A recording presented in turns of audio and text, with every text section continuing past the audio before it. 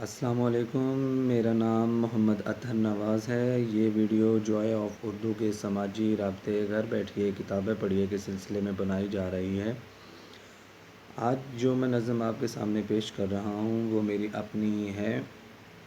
نظم کا عنوان ہے قرنطینہ۔ قرنطینہ لفظ سنا تھا مگر حقیقت سے واقف نہ تھا۔ ایک عجب خوف و ویراس میں لپٹا یہ لفظ سب کے لیے بہت انجان تھا، مگر پھر ہوائے شہر بدل گئی۔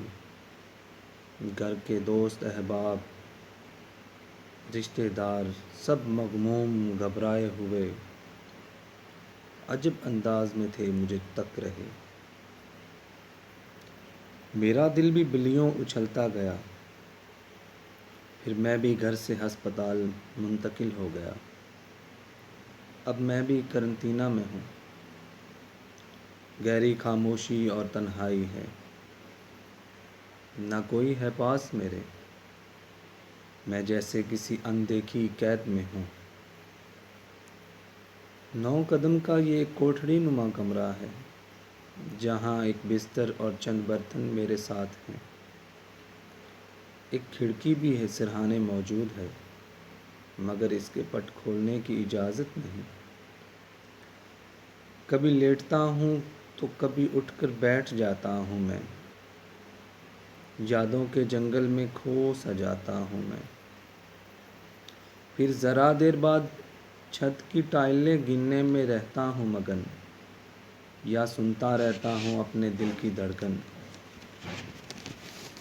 سوچتے سوچتے کھو سا جاتا ہوں میں، اکثر خود کو ہی بھول جاتا ہوں میں۔